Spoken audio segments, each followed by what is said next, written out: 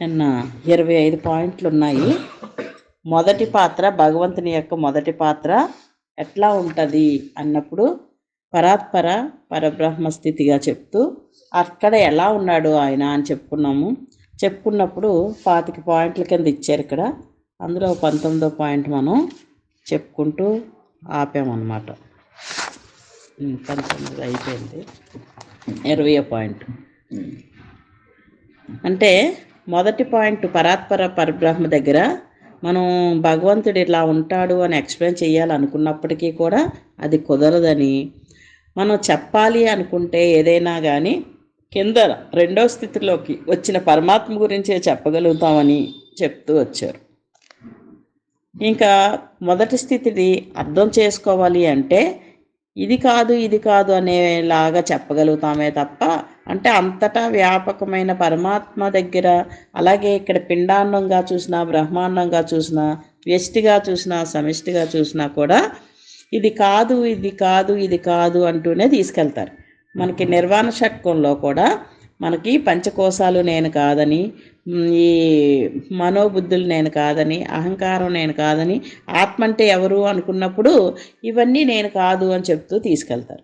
అలాగే ఇక్కడ భగవంతుడిని చెప్పాలి అంటే ఈ బ్రహ్మాండాలు కానీ, విశ్వాండాలు కానీ, 3 గుణాలు కానీ, త్రిపుటులు కానీ నేను కాదు అని చెప్తూనే పరమాత్మగా వ్యాపించి ఉన్నదంతా కూడా లేనిదిగా, కానిదిగా చెప్పి ఏదైతే మిగిలి ఉన్నదో అదే భగవంతుడు అని చెప్పారన్నమాట. అలాగే చెప్పగలమని చెప్తున్నారు.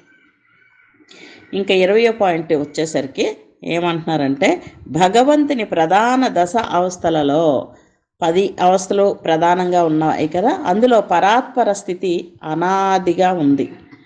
ఆది మూల స్థితి ఎప్పటి నుంచో ఉంది. అది ఆది మూల స్థితి.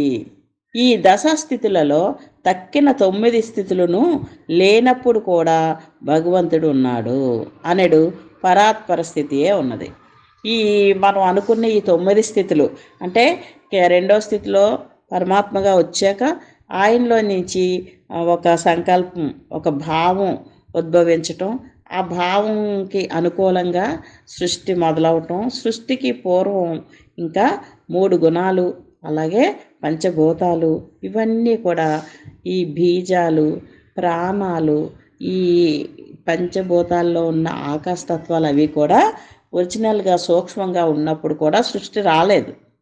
అవన్నీ కూడా పంచీకరణ జరిగిన తర్వాత, స్థూల రూపం దాల్చిన తర్వాత మహత్ వచ్చి, తర్వాత ఈ పంచ అక్షరాలు వచ్చి, బీజాక్షరాలు వచ్చి, ఓం వచ్చి, ఓంకి అంటే ముందు ప్రణవం వచ్చి, ఇలాగ సృష్టి ఒకేసారి వచ్చి లేదు. చాలా టైం తీసుకుంటూ ఒకటి ఫామ్ చేసుకుంటూ అప్పుడు మనకి ఈ స్థూల సృష్టి ఏర్పడిందనమాట. సో ఈ సృష్టి ఏర్పడక ముందు భగవంతుడు ఉన్నాడు అని చెప్తున్నారు. ఆయన పరాత్పర స్థితియే అక్కడ ఉన్నది. ఈ భగవంతుని పరాత్పర స్థితి యొక్క అనంతత్వము, అనాది ఆద్య అనంత తత్వములోని అనంతత అంటే అనంతంగా ఉంది అంటాం కదా, అది అనంతత అపారముగా, నిరవధికముగాను, కేవలముగాను, అనంత దివ్య శూన్యత్వముగాను, మహాకాశముగాను ఆవిష్కారం అగుచున్నది. అంటే ఈ పరాత్పర స్థితి అన్నది ఇక్కడ మహాకాశం అని చెప్తున్నారు, దివ్య శూన్యత్వము అని చెప్తున్నారు, అనంతముగా ఉన్నదని చెప్తున్నారు. ఆవిష్కారము ఆ విధంగా జరిగింది అంటున్నారు. అంటే కదలనిదిగా ఉంది, శూన్యంగా ఉంది, అక్కడ శబ్దం లేదు, ఏమీ లేదు, రూపం లేదు, ఏమీ లేదు. అయితే కదలనట్టుగానే ఉన్నప్పటికీ ఆ కదలని వాడు అంతటిలో నుండి ఒక చిన్న బిందువు కదలికగా, చిన్న ప్రేరణ, ఆది ప్రేరణ ఉండడం ఒక్కటే జరిగింది అక్కడ, అంతే. దాన్ని ఇంత వర్ణించారన్నమాట. పరాత్పర స్థితి యందు భగవంతుడు సత్యమందు కానీ, మిథ్యందు కానీ, శాంతముగా కానీ, అనంతముగా కానీ ఎరుక లేకుండా ఉన్నాడు. ఈ పరాత్పర స్థితిలో ఎలా ఉన్నాడు భగవంతుడు అంటే సత్యమందు కానీ, మిథ్య ఎందు కానీ, శాంతముగా కానీ అనంతముగా కానీ ఎరుక లేక ఉన్నాడు. ఇంకా మిథ్య అని కూడా చెప్తున్నారు ఇక్కడ. సత్యము మిథ్య అంటే, సత్యము అంటే కదలని వాడిగా ఉన్నవాడే సత్యము, శాశ్వతుడు. మరి మిథ్య అంటే ఈ ప్రపంచమంతా ఒక కళ ఆయనకి, ఈ కళగా వచ్చేసింది. ఈ కళ కూడా లేనిది అని చెప్తారు. అంటే బ్రహ్మాండాలు కానీ విశ్వాండాలు కానీ పిండాండాలు కానీ లేనిదిగా ఉంది. అందుకని మిథ్య అన్నారు. ఇదంతా రెండుగా కనిపిస్తున్న ఇది అంతట్లోని కూడా ఎరుక లేని స్థితిలో ఉన్నాడట ఆయన. ఎందుకో అలాగ అసలు సృష్టి ఇంకా రాకముందు విషయం చెప్తున్నప్పుడు మళ్ళీ ఈ ఎరుక గురించి ఎందుకు చెప్తున్నారు అంటే, ఇవన్నీ కూడా మిథ్యగా కనిపించేవైనా కూడా ఆయనలో సూక్ష్మంగా ఉంది అంతర్లీనంగా. అలాగే ఎరుక మాయ అనుకున్న ఈ జగత్తు, ఈ త్రిపుటులు ఇవన్నీ కనబడని విధంగా ఉన్నప్పటికీ అందులో నుంచే కదా వచ్చాయి మళ్ళీ. అందుకని అంతర్నిహితంగా ఉన్నాయి కనుక అవి కనబడకుండా ఎరుక లేని స్థితిలో ఉన్నాయని మళ్ళీ చెప్తున్నారన్నమాట. సృష్టికి పూర్వం అందేమీ లేదు. సృష్టికి పూర్వం ఏమీ లేదు. సర్వశక్తివంతుడైన భగవంతుడే సర్వము అయి ఉన్నాడు. ఈ సృష్టికి ముందు ఏమీ కనబడడానికి అసలు ఏమీ లేదు. ఎందుకంటే సూర్యచంద్రులు, నక్షత్రాలు, ఈ భువనాలు ఏవీ లేవన్నమాట. అప్పుడు ఏముంటుంది అంతరిక్షంలో? ఖాళీ శూన్యం తప్ప ఏమి ఉండదు. ఆ అంతరిక్షం అంతా భగవంతుడు అంతటా నిండి ఉన్నాడు. అది సృష్టికి పూర్వం సంగతి. అంతే, అంతం సర్వం అని అర్థం. సర్వం భగవంతుడే అని. సృష్టికి పూర్వము భగవంతుడు మాత్రమే ఉండును, కానీ అతడు అంతర్నిహితముగా ఎరుకతో ఉండెను. సృష్టికి పూర్వము భగవంతుడు మాత్రమే ఉండెను, కానీ అతడు అంతర్నిహితముగా ఎరుకతో ఉండెను. అట్లే చైతన్యము సృష్టి వానిలో అంతర్నిహితమై ఉండెను. అక్కడ ఎరుకతో, కానీ అతడు అంతర్నిహితముగా ఎరుకతో ఉన్నాడు. అంటే ఎరుక కూడా అంతర్నిహితంగా సూక్ష్మంగా ఆయనలో ఉంది కదా, లేకుండా ఎక్కడి నుంచి బయట నుంచి రాదు కదా. ఉన్నదంతా ఆయనే నిండిపోయి ఉన్నప్పుడు మనకి కావాల్సిందంతా కూడా దాంతోనే తయారవుతుంది. మనం మొత్తం ఇంకా తినడానికి మనకి ఒక్క బియ్యం తప్పేం లేవనుకోండి, ఇంక పప్పులు పలహారాలు ఏమీ లేవనుకోండి, మనం ఏం చేస్తాం? ఆ బియ్యాన్నే పిండి కొట్టి ఏదో చేస్తాం, ఆ బియ్యాన్నే నూకలా చేసి ఇంకేదో చేసుకుంటాం, అంతే కదా. సో ఒకే పదార్థం ఉంది అంటే ఎన్ని వచ్చినా అందులో నుంచే రావాలి. దానికి ఏంటి కలుపుతాం మనం? కొన్నిటికి నీరు కలుపుతాం, కలిపిన తర్వాత మళ్ళీ అగ్నితత్వం అంటే పంచభూతాలు ఉపయోగించుకుంటాం అన్నమాట. అలాగే ఇక్కడ పంచభూతాలు కూడా అంతర్నిహితంగా ఉన్నాయి, అవి కూడా లేవు. అందుకని మనం ఒక సంసారం కొత్తగా మొదలుపెట్టేటప్పుడు ఖాళీగా ఉన్న ఇంట్లోకి వెళ్ళామనుకోండి, అప్పుడు ఏం చేస్తాం? ఒకటి ఏర్పాటు చేసుకుంటాం, టైం పడుతుంది కొంచెం. అలాగే ఇక్కడ పూర్తిగా శూన్యస్థితిలో ఉన్నప్పుడు, ఆయనకి ఒక ప్రేరణే లేనప్పుడు, పూర్తి కదలని వాడిగా అంతటా నిండి పూర్తిగా సూది మనకొచ్చ సందు లేనంతగా నిండిపోయి ఉన్నాడు. ఎప్పుడైతే ఆది ప్రేరణ కలిగిందో ఆ కలిగిన ప్రేరణ మూలంగా రెడీ అవుతున్నాడు అన్నమాట. ఆ రెడీ అవ్వటంలోని చిన్న ఉనికితో ఉన్నాడు ఆయన ఇక్కడ పరాపరస్థితి. అయితే ఇంకా అక్కడి నుంచి దానిలోనే అంతర్నిహితంగా ఉన్నాయి. సృష్టికి ఏంటి కావాలో అవన్నీ అంతర్నిహితంగా ఉన్నాయి అని చెప్తున్నారనమాట. అక్కడే ఎరుక కూడా అంతర్నిహితంగా ఉంది. అట్లే చైతన్యము సృష్టి వానిలో అంతర్నిహితమై ఉన్నాయి. చైతన్యం కూడా కావాల్సిందే కదా మరి. మనకి ప్రకాశం అనుకున్నా, చైతన్యం అనుకున్నా, ఆనందము అనుకున్నా, జ్ఞానము అనుకున్నా, తర్వాత ప్రేమతత్వం అనుకున్న భగవంతుడు, అవన్నీ పరమాత్మ దగ్గరికి వచ్చినప్పుడు అవన్నీ వ్యక్తమయ్యాయి, ఆయనలో ఉన్నాయి. కానీ వ్యక్తం కాకుండా అవ్యక్తంగా అంతర్నిహితంగా ముందు నుంచి ఉన్నాయి, కానీ ఉన్నట్టుగా కూడా తెలియని స్థితిలో, పూర్తి శూన్య స్థితిలో ఉందన్నమాట. అంతర్నిహితమై ఉన్న సృష్టి బీజము వంటిది, ఆవిష్కారమైన సృష్టి వృక్షం వంటిది.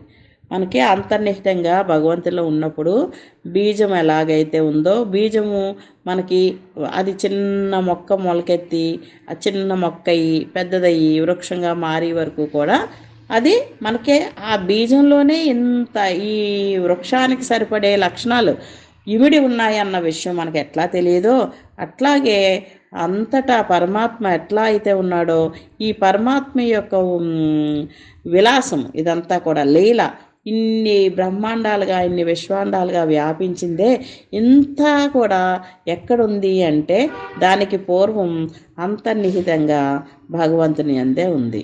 ఆ భగవంతుని అందు ఉన్నదే ఇక్కడ మనకి వ్యక్తంగా అవ్యక్తంగా కూడా ఉందన్నమాట. ఇప్పుడు రెండో పాత్ర భగవంతుడి మొదటి పాత్ర పూర్తయింది. రెండో పాత్ర ఏంటి అంటే పరమాత్ముడిగా వచ్చాడనమాట. ఎందుకంటే సిద్ధం చేసుకుంటున్నాడు కదా, నేను సిద్ధం చేసుకున్నప్పుడు పరాత్పరం అన్నప్పుడు అనాదిగా ఉండి ఆద్యంగా ఉండి అనంత మూలస్థితిగా ఉంది. మరి రెండో స్థితిలోకి వచ్చేసరికి పరము అంటున్నాడు. ఆ పరము అన్నప్పుడు ఆది మూలస్థితి అని చెప్తున్నారు. దానికంటే కిందకు వచ్చినప్పుడు మళ్ళీ సృష్టి ప్రకృతి కలిసింది అని చెప్తున్నారు. అయితే ఇక్కడ రెండో పాత్ర ఏంటో చూద్దాం. పరమాత్మ స్థితి భగవంతుని అనంత గోచర స్థితి. పరమాత్మ స్థితి అనంతంగా గోచరిస్తోంది అంటే వ్యక్తం అవుతోంది అన్నమాట. వేర్వేరు మతములు పరమాత్మని ఇట్లు పిలుస్తూ ఉంటారు. పరమాత్మని ఒక్కొక్క మతంలో ఒక్కొక్కలా పిలుస్తారట. సూఫీలు ఎలా పిలుస్తారంటే అల్లాహ్ అని పిలుస్తారు. జొరాస్ట్రియన్లు అహూరా మజ్దా అని పిలుస్తారట. వేదాంతులు పరమాత్మ అని పిలుస్తారట. క్రైస్తవులు పరమపిత పరలోక తండ్రి అని పిలుస్తారట. దార్శనికులు అధ్యాత్మ అని పిలుస్తారట. అయితే పరమాత్మ స్థితి ఎలా ఉంటుంది అంటే కేవలంగా ఉంటుంది, అపరిమితంగా ఉంటుంది. అంటే దానికి ఒక బౌండరీ లేకుండా పరిమితం లేదు, అపరిమితంగా ఉంది. అనంతం, అది అనంతంగా ఉంది. అయిన అద్వైత స్థితి అంటే ఒకటిగా ఉంది. ఇక్కడ ఖండాలుగా లేదు, అఖండంగా ఉంది. పరమాత్మ దగ్గరికి వచ్చేసరికి ఇంకా ముక్కలు అవ్వలేదు ఏమీ కూడా, అఖండంగా అనంతంగా ఉందన్నమాట. అద్వైత స్థితి అంటే రెండు కానిదిగా ఉంది, ఒకటిగా ఉంది అని అర్థం. పరాత్పర స్థితికిని పరమాత్మ స్థితికిని మూల స్థితిలో భేదం లేదు. మూలస్థితి రెండిటికి ఒకటే, ఎందుకంటే ఆయనే కదా ఉన్నదంతా ఒకటే కదా, ఇంకా మూలస్థితి ఒకటే రెండిటికి కూడా. అవ్యక్తమైన పరాత్పర స్థితిలో అంతర్నిహితమై ఉన్న ఆది ప్రేరణము భంగము కాగా పరాత్పరుడు పరమాత్మ అను మరి ఒక అనంత స్థితిని పొందెను. ఇక్కడ అవ్యక్తంగా కనిపిస్తోంది పరాత్పర స్థితిలో అంతర్నిహితమై ఉన్న ఆది ప్రేరణ. అంటే ఆ ఆది ప్రేరణ కూడా అంతర్నిహితంగానే ఉంది, సూక్ష్మంగా కనబడట్లే. అది భంగం కలిగింది. భంగం కలిగినప్పుడు పరాత్పరుడు ఏమయ్యాడంటే పరమాత్మ అను మరొక అనంత స్థితిని పొందాడు. ఇప్పుడు నేను గాఢ నిద్దట్లో నాకు ఏమీ తెలియని స్థితిలో ఉన్న నాకు ఒక మనసు కదిలిందనుకోండి, కదలగానే నేను అనే భావంతో లెగిస్తాను కదా. అక్కడ నేను అనే భావం లేని స్థితిలో ఆ ఆత్మ ఒక్కటే ఉన్నది, ఆ భావం కూడా లేదు, మనసు లేదు, బుద్ధి లేదు, ఏమీ పని చేయట్లేదు. ఎప్పుడైతే చిన్న కదలిక మనసులో వచ్చిందో ఆ మనసు నేను అనే అహాని స్ఫురణతో లెగుస్తుంది అన్నమాట. ఆ నేను అనే స్ఫురణ వచ్చింది అంటే రెండవది వచ్చింది అని అర్థం. అప్పటి వరకు ఒకటిగా ఉన్న నేను రెండుగా ఒక స్ఫురణ వచ్చింది. ఆ స్ఫురణ రావటమే నేను, నా పేరు నాకు గుర్తొచ్చేసరికి ఇంకా పరమాత్మగా వచ్చినట్టు అనమాట. ఇంకా నాకు ఏం చెయ్యాలి, ఏ కార్యక్రమాలు ఉన్నాయో గుర్తు రావడం మొదలవుతుంది. అవన్నీ మొదలు పెట్టేస్తాం చేయటం అనమాట. సో అట్లాగే ఇక్కడ ఈ పరమాత్మ అనేది ఒక ఆది ప్రేరణగా ఉన్నప్పుడు ఆ భంగం కలిగింది, లోపల ఉన్నది ఉన్నట్టుగా లేకుండా భంగం కలిగింది. ఆ కలిగిన భంగం ద్వారా పరాత్పరుడు పరమాత్మ అను మరి ఒక అనంత స్థితిని పొందాడు. అక్కడ పరమాత్మ అని ఒక అనంత స్థితి, అది కూడా అనంతంగానే ఉంది, ఎందుకంటే అంతా నిండి ఉన్నదే. అక్కడ ఈ అనంత స్థితిలో కూడా కదలిక ఎక్కడైతే ఏ పార్ట్ అయితే కదలిక వచ్చిందో ఆ కదలికనే ఇక్కడ మనం అనంతంగా చెప్పుకున్నప్పుడు అక్కడ పరమాత్మ అనంత స్థితిని పొందాడు. ఎందుకు అనంత స్థితి అంటున్నారంటే అక్కడ ఇంకా లోకాలు కానీ ఇంకా త్రిపుట్లు కానీ ఏమీ రాలేదు అక్కడ. అంతే, ఒక భంగం కలగడంతో ఒక మనసు కదలిక వచ్చినట్టుగా వచ్చిందనమాట. అందుకని అక్కడ అనంత స్థితిలోనే ఉన్నాడు ఆయన, ఒకటిగానే ఉన్నాడు, ముక్కలుగా ఏమీ రాలేదు, అఖండంగానే ఉన్నాడు. తర్వాత పరాత్పరుని యొక్క అనంత వ్యక్త స్థితియే పరమాత్మ స్థితి.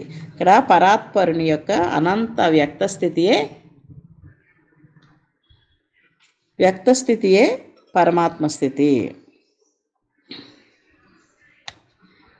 పరాత్పరుని యొక్క అనంత వ్యక్త స్థితియే పరమాత్మ స్థితి. ఇక్కడ పరాత్పర పరబ్రహ్మ దగ్గరకు వచ్చి అక్కడి నుంచి పరాత్పరుని దగ్గరకు వచ్చినప్పటికి ఏంటంటే అనంతంగా వ్యక్తంగానూ ఉంది, అవ్యక్తంగానూ ఉంది అని రెండుగా చెప్తూ ఇప్పుడు ఇక్కడ అనంత వ్యక్త స్థితియే పరమాత్మ స్థితి. ఓన్లీ వ్యక్తం ఏదైతే అవుతుందో ఇప్పుడు వరకు అవ్యక్తంగా ఉందని చెప్పింది, వ్యక్తం అవడం మొదలైంది. ఆ వ్యక్తమైన స్థితికి ఒక పరమాత్మ స్థితి అని పేరు పెట్టాం. ఇంకా అక్కడ ఏమీ ఉద్భవించలేదు, అలా ఉంది. ఇంకా భగవంతుని మొదటి స్థితి అయిన పరాత్పర స్థితిలో అంతర్నిహితమై ఉన్న అనంత ఆది ప్రేరణము తనను తాను మొదటి ఏ ప్రేరణ వచ్చిందో నేనెవరు అనే ప్రేరణ కలుగుతుంది అన్నమాట. అక్కడ ఈ ఆది ప్రేరణము ఇక్కడ చిన్నది ఒక పేజ్ మిస్ అయిందండి మనకి, అది మరి దొరకటం లేదు, అక్కడ కొద్దిగా మిస్ అయ్యాం మనం. అయితే ఇక్కడ పరాత్పర పరబ్రహ్మ స్థితి అని చెప్పాడు, దాని కిందనేమో పరమాత్మ స్థితి అని చెప్తూ వచ్చాడు. ఈ ఏ అన్నది అనంత చైతన్య రాహిత్య స్థితి. ఈ ఏ బిగా చెప్పి రెండు పార్టులుగా చెప్తూ అనంత చైతన్య రాహిత్య స్థితి అని, బి ఏమో అనంత చైతన్య స్థితి అని చెప్తున్నారు. అంటే ఇక్కడ అవ్యక్తంగా ఉంది, వ్యక్తంగా ఉంది అని చెప్పినప్పుడు వ్యక్తమైన దానిలో చైతన్యం వస్తుందా, చైతన్యం ఉన్నట్టు ఈ అనంతంగా ఉండి చైతన్య రాహిత్య స్థితిగా రెండుగా చెప్పారన్నమాట. ఉపమానం ఎలా చెప్తున్నారంటే, ఒక స్త్రీ తనకు గర్భధారణమైనదని భావించి అప్పటి నుండి తల్లి గర్భములో శిశువు పెరుగనారంభించాడు. కాలక్రమంలో శిశువు యొక్క అవయవములు అన్నీ పెరుగుతూ ఉంటాయి.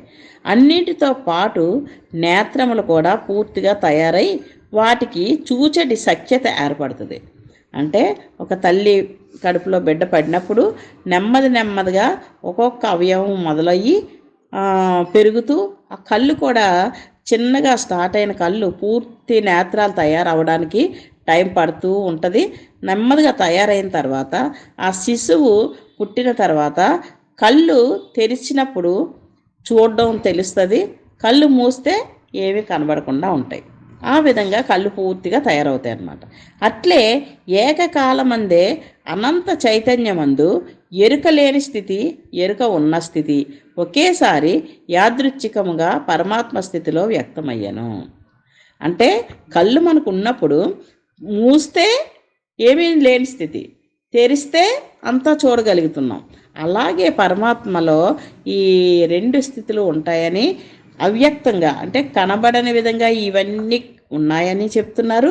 అది దానిలోనే ఎరుక, అంటే కావాలనుకుంటే ఎరుక కూడా వ్యక్తమయ్యేలాగా కూడా రెండో స్థితి కూడా ఉంది. ఎరుక ఉన్న స్థితి, ఎరుక లేని స్థితి. ఇప్పుడు మనం ఇది మన గురువుల్ని వాళ్ళని చూసినా కూడా నిర్భయానందుల వారు బయలు నిర్ణయమైన వారుగా మనకు తెలియజేస్తూ ఉండేవారు. అయితే మనకి వాళ్ళు మన ముందే కూర్చొని కళ్ళు తెరిచున్నా కూడా వాళ్ళు ఆ నిర్ణయంలో ఆ విధంగా ఉండేటప్పుడు కూడా వాళ్ళు కళ్ళు, చేతులు, కాళ్ళు అన్నీ పనిచేస్తున్నట్టు కనబడుతున్నప్పటికీ ఎరుక లేకుండా ఉండగలుగుతారు. అలాగే అట్ ద సేమ్ టైము ఎరుక కావాలనుకున్నప్పుడు ఎరుకలోనికి వస్తారన్నమాట. అలాగే ఇక్కడ పరమాత్మ యొక్క స్థితిని మనం తెలుసుకోవచ్చు. భగవంతుని రెండవ స్థితిలో అయిన పరమాత్మలో ఏ అని, బి అని, సి అని 3 అంతర స్థితులు ఉన్నాయి. ఈ భగవంతుని రెండవ స్థితి అయిన పరమాత్మ స్థితిలో ఏబిసి అని 3 స్థితులుగా చెప్తున్నారు. అవేంటి అంటే, పైనున్నది ఫస్ట్ పరాత్పరము, అది అలా ఉంచేస్తారు. దాని కింద రెండో దానిలో పరమాత్మ కిందకి వచ్చాడు. పరమాత్మగా వచ్చాక 3 స్థితులు అట అవి. ఆ 3 స్థితులు పరమాత్మ కిందకి 3 స్థితులు ఏంటి అంటే, చైతన్య రాహిత్య స్థితి ఒకటి, చైతన్య స్థితి అంటే నిర్గుణ నిరాకారం అన్నమాట. చైతన్య స్థితిలోనే అదే చైతన్య స్థితి సిలో సగుణ సాకారం 3గా చెప్తున్నారు. అంటే పరాత్పరం నుంచి కిందకి దిగినప్పుడు పరమాత్మ అయ్యాడు. ఆ పరమాత్మ కూడా ఇంకా కింద 3 రకాలుగా కిందకి దిగాడు అనమాట. అందులో చైతన్య రాహిత్య స్థితి ఉంది. తర్వాత దాని కిందనేమో చైతన్య స్థితి ఉంది. ఆ చైతన్య స్థితిలో కూడా మనం మాట్లాడుకునేటప్పుడు నిర్గుణ నిరాకారం అని మాట్లాడుకునే స్థితి ఒకటి ఉందన్నమాట. దానికంటే కిందకి దిగినప్పుడు అదే చైతన్య స్థితి సగుణ సాకారంగా కూడా ఉంది. నిర్గుణ నిరాకారం అంటే గుణాలన్నీ దాటేసి నిర్గుణంగా నిరాకారం, ఆకారం లేని స్థితిలో ఉన్నాడు అని ఒక స్థితిలో చెప్తున్నారు. ఇంకా కింద స్థితిలో సగుణంగా అంటే ఆ గుణంలోనే సగుణం అంటే గుణం అతీతం అవ్వలేదన్నమాట, నిర్గుణం అవ్వలేదు, సగుణంగా ఉంటూ సాకారంగా ఉన్నాడు. అంటే ఒక ఆకారం ఉంది. ఇప్పుడు మనం భగవంతుడి పేర్లు ఎన్నో పెట్టుకొని మాట్లాడుకుంటున్నప్పుడు రాముడని, కృష్ణుడని వీళ్ళందరూ సగుణం సాకారం అంటే ఒక ఆకారాన్ని పెట్టాం, అక్కడ గుణాన్ని పెట్టాం. భగవంతుడి గురించి ఏం చెప్తాం? గుణవంతుడని చెప్తూ ఉంటాం. అలాగా సగుణ సాకార స్థితిలో ఉన్న చైతన్యంతో కలిసి ఉన్న ఒక స్థితి. దానిపైకి వెళ్ళేసరికి గుణాతీతుడిగా నిర్గుణం ఏ గుణాలు లేకుండా అన్నమాట, నిరాకారంగా ఉన్న స్థితి ఒకటి. అది అక్కడ చైతన్యం ఉన్నప్పటికీ ఇవన్నీ లేని చైతన్య స్థితి. దానిపైన చైతన్య రాహిత్యం, ఇంక పూర్తిగా చైతన్య రాహిత్యం అయిపోయిన స్థితి. దానిపైన పరమాత్మ ఉన్నట్టుగా చెప్తున్నారనమాట. ఈ విధంగా మనం ఎక్కడికక్కడ ఒకటి పరమాత్మ అని పేరు పెట్టినప్పటికీ మళ్ళీ అందులో కూడా ఇన్ని రకాలు 3 స్థితులుగా చెప్పారన్నమాట.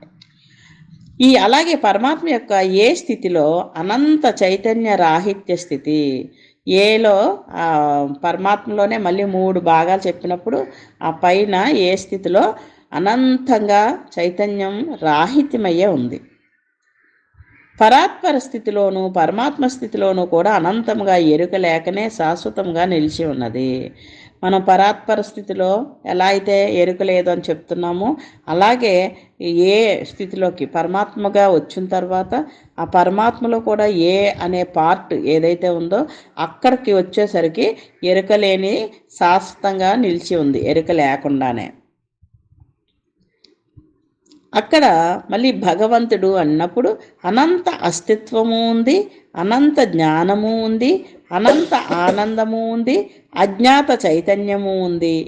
సత్ ప్లస్ చిత్ ప్లస్ ఆనందము అజ్ఞాత చైతన్యము అని చెప్తున్నారు.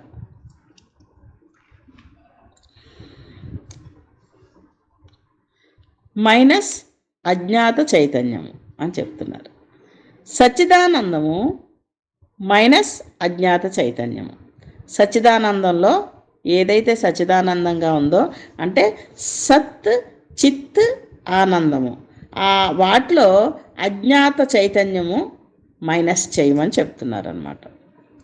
అయితే ఇక్కడ మళ్ళీ బి స్థితికి వచ్చేసరికి అంటే కొంచెం కిందకి దిగేసరికి ఏం చెప్తున్నారంటే పరమాత్మ యొక్క బి స్థితిలో అనంత చైతన్యము పరాత్పర స్థితిలోనూ పరమాత్మ స్థితిలోనూ కూడా అనంతముగా ఎరుకతో శాశ్వతముగా నిలిచి ఉన్నది. ఇక్కడ బి స్థితిలో అనంత చైతన్యము పరాత్పర స్థితిలోనూ పరమాత్మ స్థితిలోనూ కూడా అనంతముగా ఎరుకతో శాశ్వతముగా నిలిచి ఉన్నది. అంటే అక్కడ కనబడకుండా ఉంది, పరాత్పర స్థితిలో అవ్యక్తంగా ఉంది, ఇక్కడ వ్యక్తమవుతుందన్నమాట. ఎరుక అనంతముగా ఉంది అంటే అంతా ఒకటిగానే ఉంది, ముక్కలు ముక్కలు అవ్వలేదు, ఇంకా ఏమీ సృష్టి జరగలేదు కనుక ఇక్కడ కూడా అనంతంగానే ఉంది, అక్కడ అనంతంగానే ఉంది, కానీ ఎరుకతో శాశ్వతంగా నిలిచి ఉన్నది. ఇక్కడ పరమాత్మ స్థితిలో బి దగ్గరికి వచ్చేసరికి ఎరుకతోనే శాశ్వతంగా ఉంది. మళ్ళా ఇక్కడ భగవంతుడు సృష్టి చేయడం, మానవుడు రావడం ఒక చార్ట్ తయారు చేశారు. ఏ అని బి అని చేసినప్పుడు ఏ దగ్గర భగవంతుడేమో తన స్వీయ అనంత స్వభావత్రయమైన అనంత జ్ఞాన శక్తి ఆనందములను ఎరుకతో అనుభవించుటయూ లేదు, పరులకై వినియోగించుటయూ లేదు. ఇక్కడ ఏ బి అని పెట్టారు, పెట్టి మధ్యలో ఏకి బీకి మధ్యలో మానవుడు సృష్టి పెట్టారనమాట. పెట్టి ఏ నుంచి బీకి ప్రయాణం చేస్తున్నట్టుగా పెట్టారు. పెట్టినప్పుడు మధ్యలోని మానవుడు అనమాట, ఒక సృష్టి జరిగింది, మానవుడు ఉన్నాడు. ఏ కిందనుంది, పైన బి ఉంది, మధ్యలో మానవుడు ఉన్నాడు సృష్టిలో. అయితే ఏ దగ్గర భగవంతుడు ఎలా ఉన్నాడు? ఫస్ట్ భగవంతుడు తన స్వీయ అనంత స్వభావంగా ఉండి త్రయంగా ఉన్న ఈ జ్ఞానం అని శక్తిని ఆనందం అనేది ఎరుకతో అనుభవించుట లేదట. ఎందుకంటే ఇంకా సృష్టిలోకి రాలేదు కదా, ఆయన వచ్చాక అనుభవించడం జరుగుతుంది, కానీ సృష్టి మొదలవ్వలేదు కనుక అక్కడ ఏ దగ్గర వాడు అనుభవించటం లేదు. ఆ మూడు కూడా అలాగే తను అనుభవించటం లేదు, వేరే వాళ్ళకి వినియోగించటం లేదు అని చెప్పారు. జ్ఞానము శక్తి ఆనందము కూడా ఎరుకతో అనుభవించట్లేదు. అంటే ఉన్నాయి, అంతర్నిహితంగానే ఉన్నాయి, కానీ ఎరుకతోని అనుభవించటం లేదు. ఏ భగవంతునికి అనంతముగా ఎరుక లేని స్థితి, ఏ దగ్గర భగవంతునికి అనంతంగా ఎరుక లేని స్థితిలోనే ఉన్నాడు. ఇది నిర్గుణ నిరాకారమును కూడా కాదు. ఇక్కడ ఎరుకలేని స్థితిలో ఉన్నాడు భగవంతుడు అంటున్నారు ఏ దగ్గర, కానీ ఇది నిర్గుణ నిరాకారం అని కాదు, సగుణ సాకారము కాదు. ఇందు సృష్టియు చైతన్యమును అంతర్నిహితంలో ఉన్నవి. ఇందులో ఎలా ఉన్నాయంటే సృష్టి అంతర్నిహితంగానే ఉంది, చైతన్యము అంతర్నిహితంగానే ఉంది, ఇక బయట పడలేదు అవి. తర్వాత పాయింట్, ఆత్మ స్వీయ చైతన్యమును సంపాదించుటకుగాను, ఆత్మ తనకు తనే స్వీయంగా సంపాదించుకోవాలనుకుంటుందట చైతన్యమును. అలా సంపాదించుకోవడం గురించి ఇక్కడ ఏమైంది, ఒక ఒక ఒక పాయింట్ పరిణామక్రమం అంటే మళ్ళీ మార్పు చెందుతుందన్నమాట. ఇంకో పాయింట్లో పునరావృత్తి క్రమం మళ్ళీ రావాలనుకోవడం. మూడో పాయింట్లో ఆధ్యాత్మిక మార్గం. మూడు రకాలుగా తనకు తనే ఆత్మ స్వీయ చైతన్యమును సంపాదించుకోవటానికి తనకు తనే చైతన్యాన్ని సంపాదించుకోవాలనుకుంటుంది. అనుకున్నప్పుడు ఒక పాయింట్ దగ్గర పరిణామక్రమం, రెండో పాయింట్ దగ్గర పునరావృత్తి క్రమం, మూడో పాయింట్ దగ్గర ఆధ్యాత్మిక మార్గం అని చెప్తున్నారు. ఈ అనునవి ఆవశ్యకమై ఉన్నవి. అంటే తనకతనే చైతన్యం ఎరుక లేకుండా ఉండడం వలన తనంతనే నేనెవరని తెలుసుకోవాలనుకునే ఒక స్ఫురణ రావటం వలన ఆ ప్రేరణ మొదటిసారిగా తనకు వచ్చినప్పుడు తనకి తనే అయోమయ స్థితిలో ఉంది. ఎందుకంటే మనకి ఎవ్వరూ లేకుండా చీకటి కాదు వెలుగు కాదనేలాగుంటూ ఒక్కరమే ఉన్నాం అనుకోండి, ఇంకే ఆకారాలు లేవు, రూపాలు లేవు, ఏమీ లేవు. అప్పుడు ఎలా ఉంటుంది, నేనెవరు నేనెవరు నేనెవరు అనిపిస్తూ ఉంటుంది. అట్లాగే ఆయన రూపం లేదు, నామం లేదు, పంచభూతాలు లేవు, సృష్టి లేదు, సూర్యుడు లేడు, చంద్రుడు లేడు, నక్షత్ర మండలాలు లేవు, విశ్వాండాలు లేవు, బ్రహ్మాండాలు లేవు, ఏమీ లేవు. అలాంటప్పుడు వాడికి వచ్చిన ఆది ప్రేరణ నేనెవరు అనే భావం. ఆ నేనెవరు అనే దానికి తెలుసుకోవడానికి ప్రయత్నం చేసే దానిలో ఆ ప్రయత్నంలో భాగంగా ఇక్కడ ఆత్మ స్వీయ చైతన్యమును సంపాదించుకోవటానికి ప్రయత్నం చేస్తున్నప్పుడు పరిణామక్రమం జరుగుతూ వచ్చింది. ఆ పరిణామక్రమంగా జరుగుతూ పునరావృత్తి క్రమం కూడా వచ్చింది. మళ్ళీ పుట్టు మళ్ళీ చనిపోతూ మళ్ళీ పుడుతూ మళ్ళీ చనిపోతూ వచ్చింది. దాని తర్వాత ఆ పుట్టుతూ చనిపోతూ ఉన్న దానిలోంచే ఆధ్యాత్మిక మార్గం కూడా బయలుదేరింది. అందులో నుంచే నేనెవరనే ప్రశ్న వచ్చింది మానవుడికి. వచ్చినప్పుడు ఆధ్యాత్మిక ప్రయాణంలో ఆ ప్రశ్నకు సమాధానం కోసం ప్రతీదీ తెలుసుకుంటూ త్రిపుటులన్నీ తెలుసుకుని అవి నేను కాదని గుర్తిస్తూ ఈ అంతర్లీనంగా ఉన్న మన మనసు బుద్ధి చిత్త అహంకారాలని గుర్తించి తెలుసుకుంటూ అవి కూడా నేను కాదు, అవి దాటి వెళ్తేనే నేను అని తెలుసుకోవడం అన్నది ప్రయాణం జరుగుతూ వస్తుంది అన్నమాట. సో ఇవన్నీ కూడా కంపల్సరిగా అవసరం పడ్డాయి.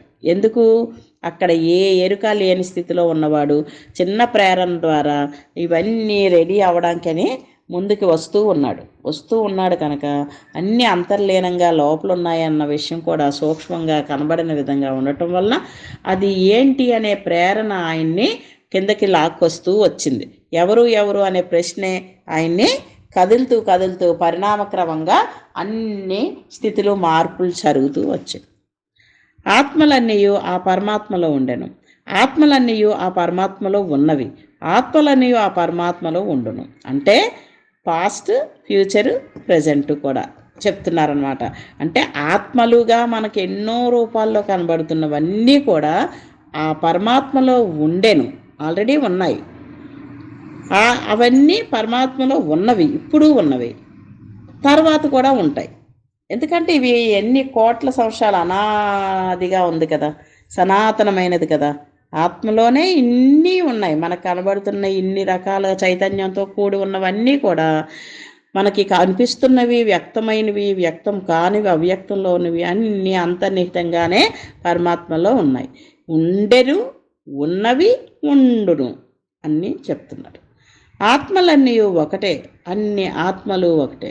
అంటే మూలం చూసినప్పుడు అన్నిటికీ మూలమేంటి? చైతన్యము. చైతన్యములు అంతర్లిహితంగా ఉండి ఆ పరమాత్మలో ఉంది. ఆ పరమాత్మ పరాత్పర స్థితి నుండి కిందకి దిగాడు.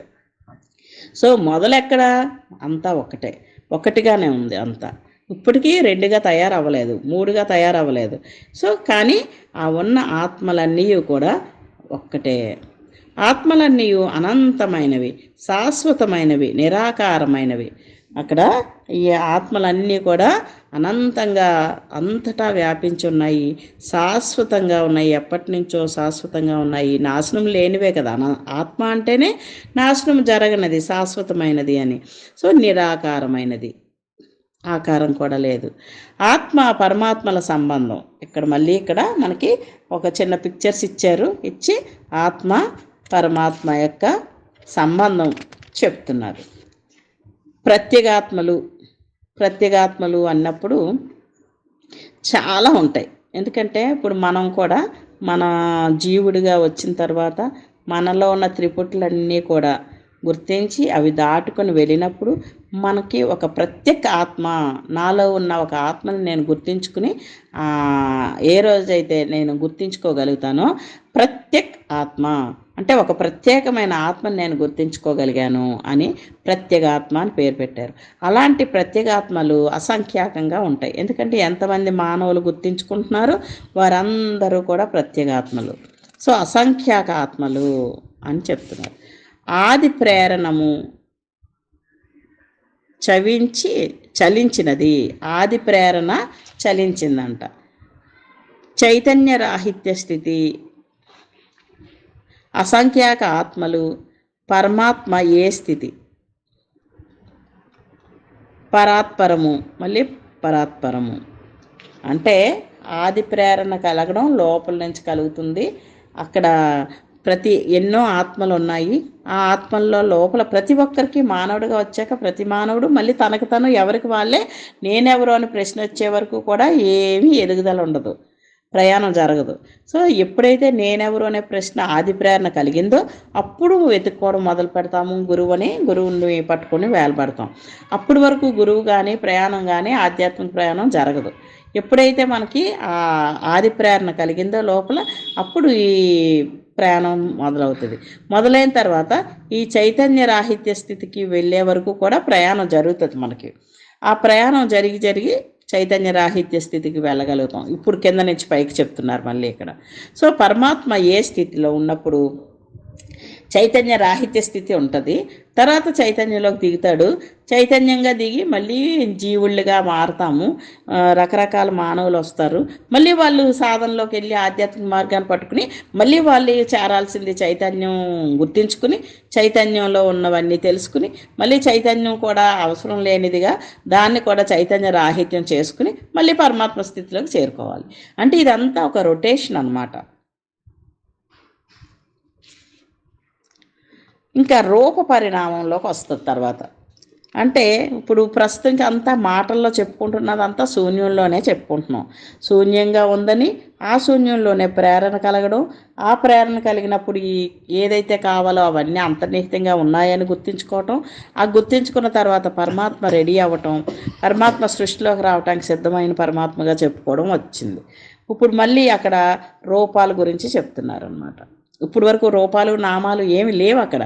అంటే ఇప్పుడు రూప పరిణామం జరుగుతూ వచ్చింది. ఆ రూప పరిణామం ఆత్మ బిందువు,